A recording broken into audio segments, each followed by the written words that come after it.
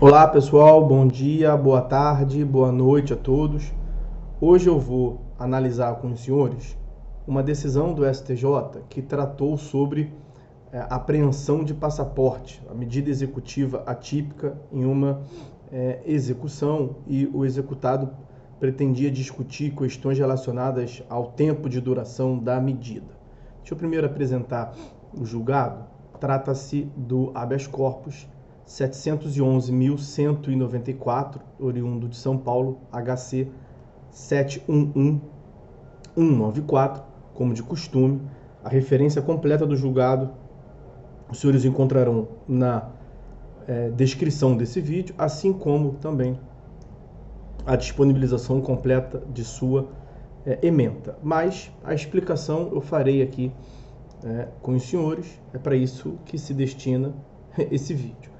Bom, o que nós tivemos aqui do ponto de vista dos fatos que resultaram no recurso especial em análise no STJ? Tivemos um cumprimento de sentença, quer dizer, o sujeito foi condenado por decisão judicial transitada em julgado e deu-se início ao cumprimento de sentença. No desenrolar do cumprimento de sentença, tentou-se localizar bens do executado, só que sem êxito. Não foram exitosas as buscas de bens em nome do executado.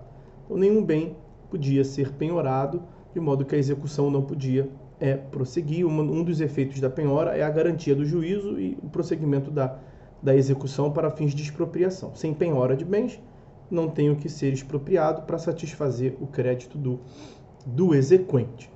Só que, ao mesmo tempo em que ele não tinha bens em seu nome, ele ostentava uma vida de luxo, especialmente nas redes sociais. Restaurantes de luxo, padrão de vida elevado, diversas viagens internacionais. E aí, com base nessa circunstância fática, quer dizer, não localizar bens do executado e ele ostentar sinais de riqueza, o credor solicitou a apreensão do passaporte do executado até que a dívida seja integralmente satisfeita. E o juiz deferiu essa medida, o passaporte foi apreendido e isso dificultou, obstou a realização de viagens internacionais por parte do executado. Só que aí passaram-se 2 anos da efetivação da medida de apreensão do passaporte e o devedor, o executado, impetrou o habeas corpus, alegando que as medidas coercitivas atípicas elas não poderiam ser impostas por tempo indeterminado e que no caso dele já teria passado bastante tempo, 2 anos, e por conta desse fator, o tempo, ele solicitou então a liberação do passaporte. É esse o contexto que levou à tomada desse recurso especial para o STJ.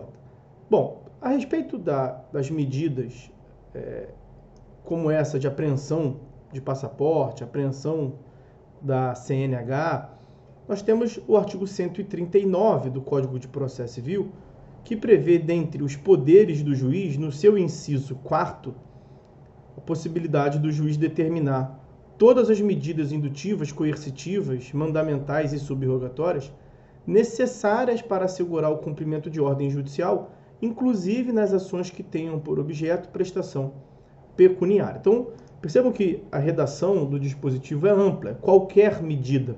Daí surgir, então, o princípio da atipicidade dos meios executivos.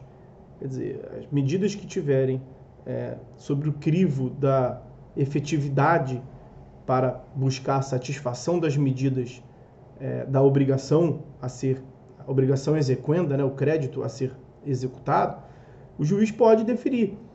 Isso na redação ampla da lei, do legislador. O STJ ele vem estabelecendo alguns requisitos para a implementação das medidas atípicas, como essa de apreensão do passaporte. Então, o STJ define que o STF já afirmou a constitucionalidade, o STJ defende a plena validade das medidas, mas condiciona, não pode ser em todo caso, sob quaisquer circunstância. O STJ tentou dar uma disciplinada a mais do que fez o legislador. E aí, por meio do recurso especial 1788950, recurso especial 1.788.950, o STJ deixou mais claro quais seriam esses requisitos. São 4 os requisitos. O primeiro requisito é a existência de indícios de que o devedor possui patrimônio expropriável. Não localizou-se bens a serem penhorados, mas há indícios de que ele possui bens expropriáveis que podem ser, portanto, penhorados, como no caso que nós estamos a analisar, a vida de luxo que o devedor leva, a ostentação de patrimônio, de riqueza que ele leva nas redes sociais. Esse é o primeiro requisito. O segundo requisito é que as medidas atípicas sejam adotadas de modo subsidiário. Quer dizer, primeiro temos que tentar esgotar as medidas típicas. E aconteceu isso no caso. Tentou-se penhorar, localizar bens penhoráveis e não foi possível a localização. Então, esse é o segundo requisito. As medidas executivas atípicas não podem ser a primeira tentativa do juízo. Deve ser a última ratio. Deve ser uma válvula de escape quando não consegue dar prosseguimento à execução, porque não consegue encontrar bens penhoráveis em nome do executado. O terceiro requisito é que seja observado o contraditório substancial e que seja uma medida proporcional à realidade da hipótese, do caso concreto. E, no caso concreto, houve o contraditório prévio à participação efetiva do executado e é uma medida proporcional justamente em razão da ostentação de riqueza que ele proporciona, que ele disponibiliza e torna público nas redes sociais. E o quarto e último requisito, é um requisito de toda e qualquer decisão, é que ela seja adequadamente fundamentada com as especificidades do caso concreto. Então, preenchido essas medidas, preenchido esses requisitos, as medidas executivas atípicas, como essa de apreensão do passaporte, visa assegurar a um só tempo a garantia da efetividade do processo, busca o resultado da execução, a ideia de que a execução se desenvolve no interesse do credor. Então, essas medidas são instrumentos relevantes e significativos para a concretização dessas garantias constitucionais, postulado da efetividade da execução lato sensu. É importante também perceber que essas medidas atípicas, como a apreensão de passaporte, não podem ser encarados como penalidades. Não são penas, não são sanções impostas ao devedor. Porque se assim fosse, pelo princípio da vedação do bis in idem, uma vez cumprida essa medida atípica, como a apreensão do passaporte, uma vez devolvido o passaporte, isso equivaleria ao adimplemento da obrigação, a quitação do dever de pagar. E não é. O juiz pode renovar as medidas executivas atípicas, o juiz pode pensar em acrescentar outras medidas executivas atípicas. A lógica é tornar a vida do devedor um pouco mais difícil, fazendo com que ele surja na mente dele, que ele perceba a conveniência, que é mais jogo, que é mais útil para ele pagar a dívida, cumprir a obrigação nos casos em que ele pode cumprir a obrigação. Então, também, um outro argumento que costuma ser utilizado é o princípio da patrimonialidade da execução. E as medidas executivas atípicas, elas não representam uma superação do dogma da patrimonialidade da execução. Continua esta regra de que a execução recai sobre os bens do devedor.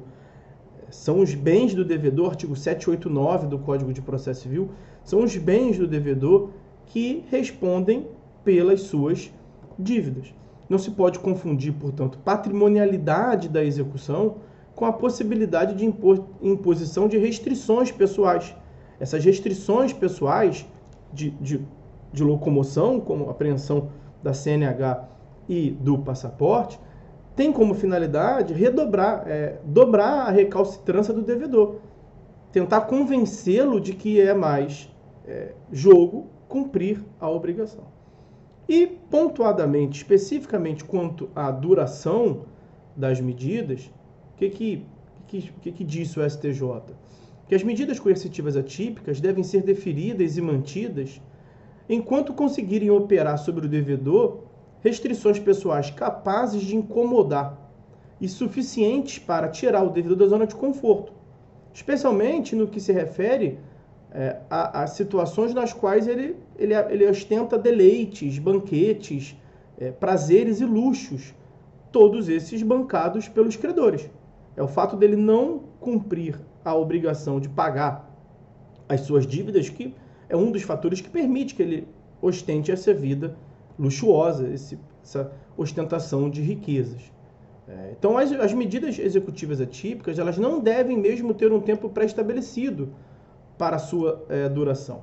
Elas devem perdurar tempo suficiente para tentar convencer, para dobrar a renitência do devedor. Convencer o executado, como eu venho lhes dizendo, que é mais vantajoso adimplir a obrigação e restabelecer a sua liberdade plena, tendo, por exemplo, seu passaporte para realizar as viagens internacionais, do que permanecer no estado de inadimplemento das obrigações e não poder realizar as viagens internacionais que ele tanto almeja.